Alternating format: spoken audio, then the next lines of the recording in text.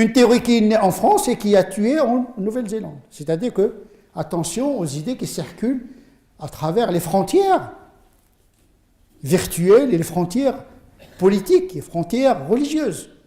Il y a une contamination. Il faut que les musulmans sachent que une partie des musulmans a provoqué une violence, laquelle violence va se répercuter négativement sur les musulmans eux-mêmes.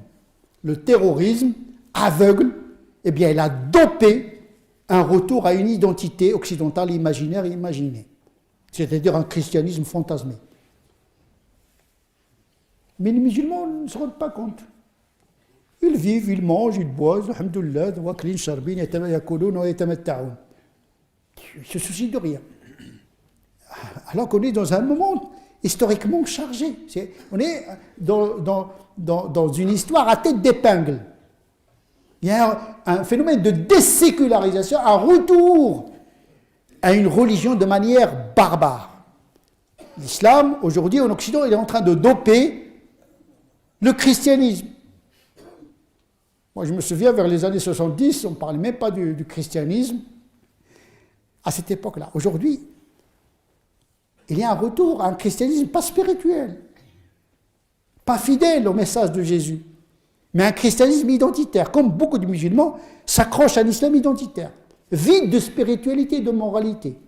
Il mélange la culture, l'anthropologie, l'ethnique, avec les enseignements de transcendance que portent les valeurs de l'islam. Action-réaction. Identité contre identité. Religion contre religion. C'est-à-dire que nous sommes, d'une manière inconsciente, d'organiser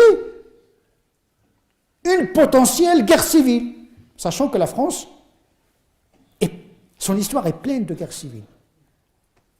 Tout est violent dans la société française. On le voit avec les gilets jaunes, les revendications, etc.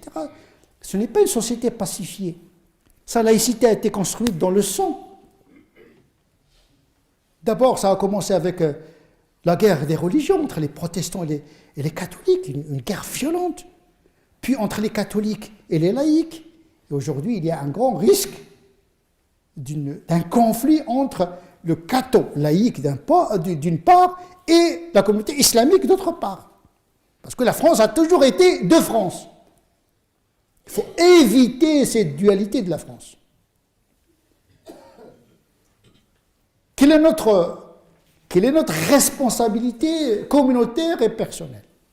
C'est ça qui va nous importer, parce que le destin parfois nous dépasse. L'histoire est tellement imprévisible. Mais nous devons assumer notre part dans cette histoire. Il y a des gens qui sont tués en Nouvelle-Zélande, mais les musulmans d'Europe ne sont pas à l'abri d'une tuerie.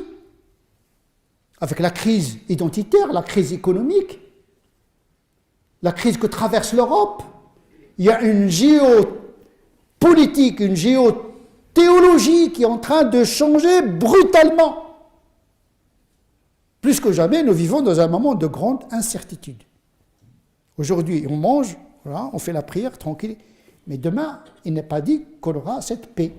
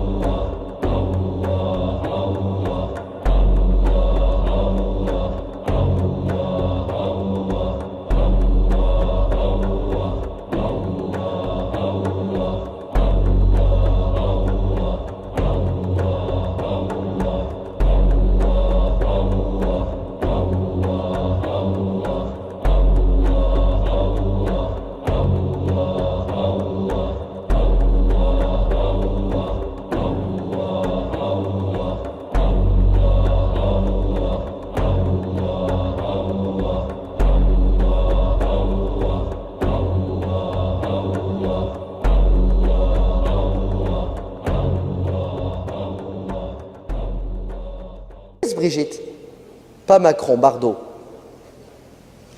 avec ses moujahidines, se bat depuis 40 ans pour le bien-être du mouton. Mon frère, ma soeur, sache qu'au paradis, il n'y a plus de célibataires. Si aujourd'hui ce sujet-là te ronge, là-bas, affaire classée. Il n'y a pas de célibataire au paradis. Et là-bas, si tu veux un enfant, il n'y a pas de grossesse, vomissement, caprice, je veux des fraises. Il n'y a pas tout ça. De la prière sur le prophète alayhi salatu wassalam, tellement que l'évocation et l'invocation eh bien, apportent des conséquences magnifiques et des fruits exceptionnels, que cela a provoqué le fait que le châtiment, le tourment a été levé pour toutes les personnes qui étaient enterrées dans le cimetière. Le but que je me suis fixé pour ce centre que je vais ouvrir, Inch'Allah, le 16 avril, c'est que dans le monde francophone, il n'y ait plus de livres qui soient édités contre l'islam. Ou alors sache que si tu édites un livre contre l'islam, sache que tu auras le CRRC, le Centre de recherche en religion comparée, qui sera devant toi. Tariq, c'est notre frère. Bon gré, mal gré, il restera partie de la communauté. Coupable, pas coupable, il fait partie de la communauté. C'est Tariq Ramadan. C'est un musulman. Et le musulman soutient son frère, si ce n'est que par les invocations. Quel est l'avis des savants concernant la consommation de la gélatine de porc? Alors, cette question-là concerne ce qu'on appelle dans le fiqh istihalatul najasa. C'est la transformation d'une impureté d'un état à un état. Beaucoup d'entre vous se posent la question quand ils vont faire leurs courses et qu'ils achètent une pâte brisée, une pâte feuilletée, ou une brioche, ou un 4 quarts, ou d'autres produits alimentaires. Les mendiants sont devenus plus riches que les donateurs. Malheureusement, nous traversons justement une époque d'hypocrisie et d'imposture. C'est pourquoi, Inch'Allah, si vous nous faites confiance, nous vous invitons à nous distribuer votre zakat al-mal ou votre zakat al-fitr. Dis par exemple, si mon gosse pendant l'entraînement, il prend 4 minutes, fait une petite prière vite fait et compagnie, bon, j'étais même étonné, je me dis, ouais, pas de problème. Et il doit faire quoi? Je dis, bah, c'est comme du foot, il monte, il descend, il monte, il descend. Ah, il m'a dit, c'est bon, alors, ouais, c'est bon.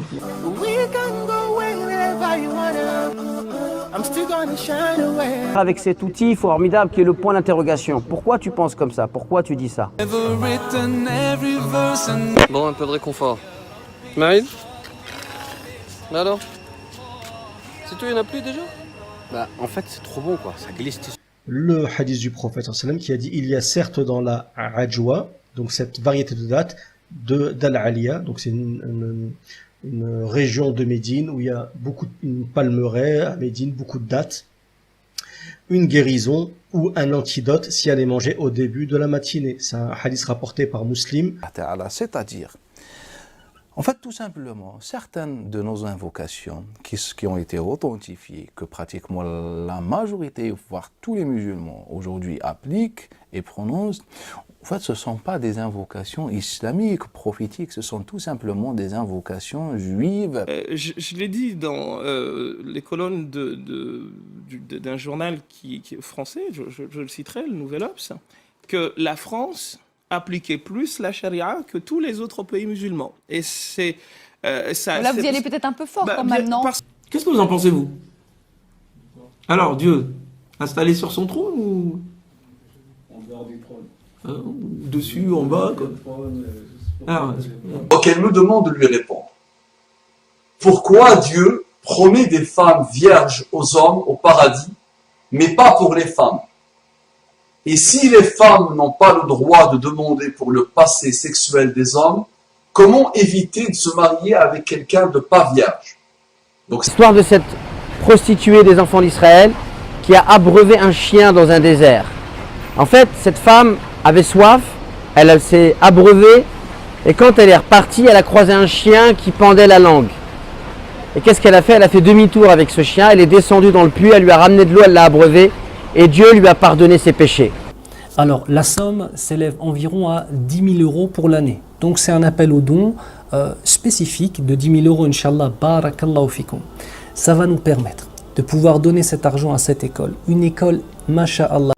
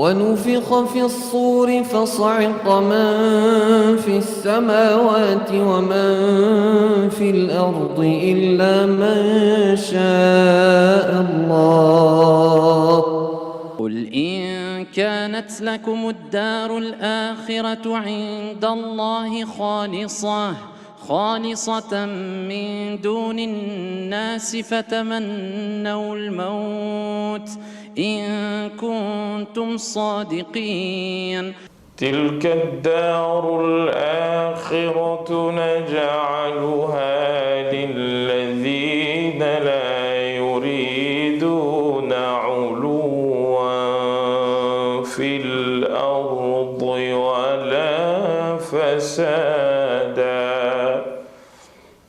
الذي خلق الموت والحياة ليبلوكم أيكم أحسن عملا وهو العزيز الغفور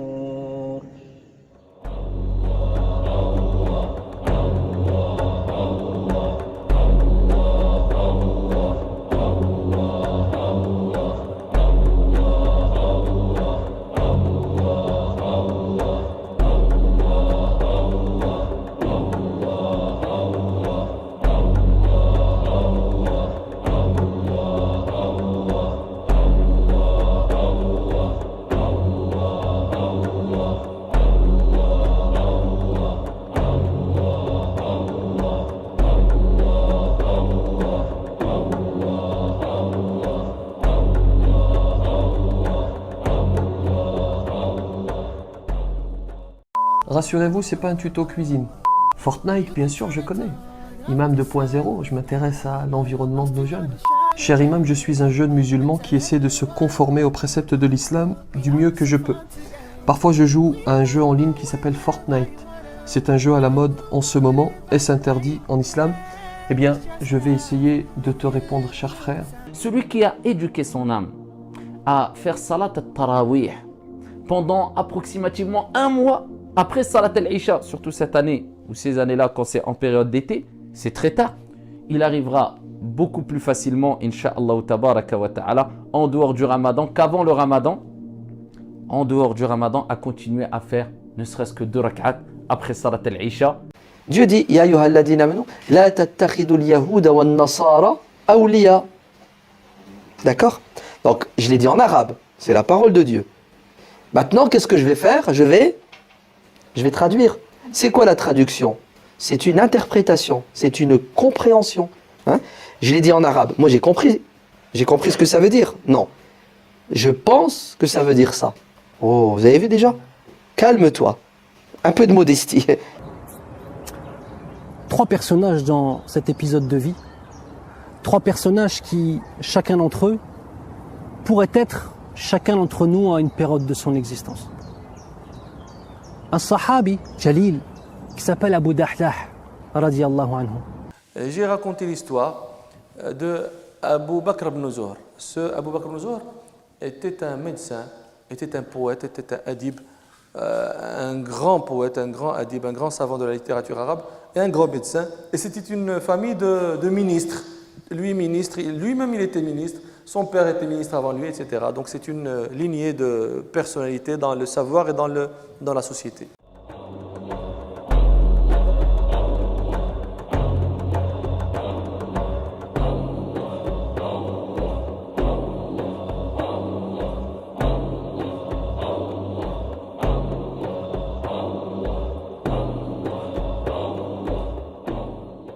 Fonction, notre papa dans la fonction.